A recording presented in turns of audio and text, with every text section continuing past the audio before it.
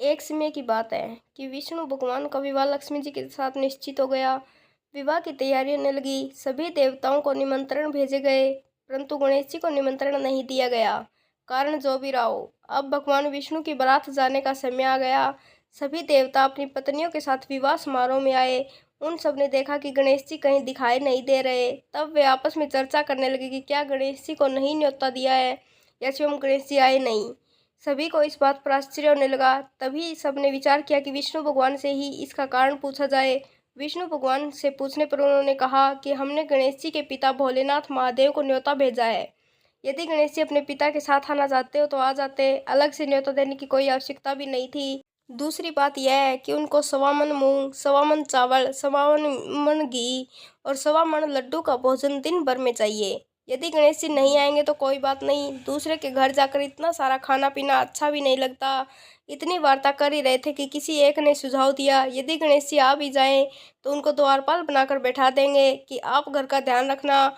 आप तो चूहे पर बैठकर धीरे धीरे चलोगे तो बारात से बहुत पीछे रह जाओगे। यह सुझाव भी सबको पसंद आ गया तो विष्णु भगवान ने भी अपनी सहमति दे दी।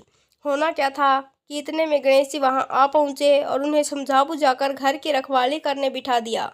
बारात चल दी। तब नारद जी ने देखा कि गणेश जी तो दरवाजे पर ही बैठे हुए हैं, तो वे गणेश जी के पास गए और रुकने का कारण पूछा। गणेश जी कहने लगे कि विष्णु भगवान ने मेरा बहुत अपमान किया है। नारद जी ने कहा कि आप अपनी मूषक सेना को आगे भेज दें तो वह रास्ता खोद देगी, जिससे उनके वाहन धरती में धंस जाएंगे। तब आपको सम्मान पूर्वक बुलाना पड़ेगा।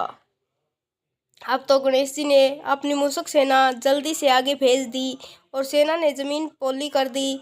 जब बारात वहां से निकली तो रथों के पहिए धरती में धंस गए। लाख कोशिश करते परंतु पहिए नहीं निकले। सभी ने अपने अपने ढंग से किए, बल्कि जगह जगह से टूट गए। किसी की समझ में नहीं आ रहा था कि अब क्या किया जाए। तब तो नारद जी ने कहा, आप लोगों ने गणेश जी का अपमान करके अच्छा नहीं किया।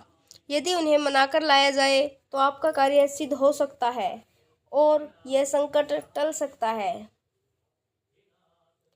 शंकर भगवान ने अपने दूत नंदी को भेजा और वे गणेश जी को लेकर आए। गणेश जी का आदर सम्मान के साथ पूजन किया।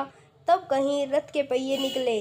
अब रथ के पहिए निकल तो गए, परंतु वे टूट फूट गए तो उन्हें सुधारे कौन।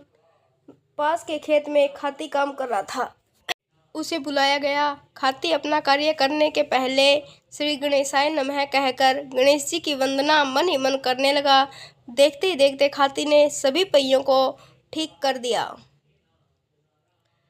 तब खाती कहने लगा कि हे देवताओं, आपने सर्वप्रथम गणेश जी को नहीं मनाया होगा और न ही उनकी पूजा की होगी, इसलिए तो आपके साथ यह संकट आया है। हम तो मूर्ख है, ज्ञानी है, फिर भी पहले गणेश जी को पूजते हैं, उनका ध्यान करते हैं।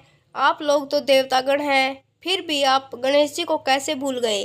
अब आप लोग भगवान श्री गणेश जी की जय बोलकर जाएं तो आपके सब काम बन जाएंगे और कोई संकट भी नहीं आएगा।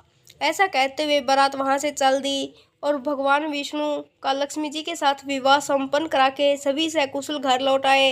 हे गणेश जी महाराज, आपने विष्णु को जैसा कार्य सारियो जैसो कार्य सबको सिद्ध करियो।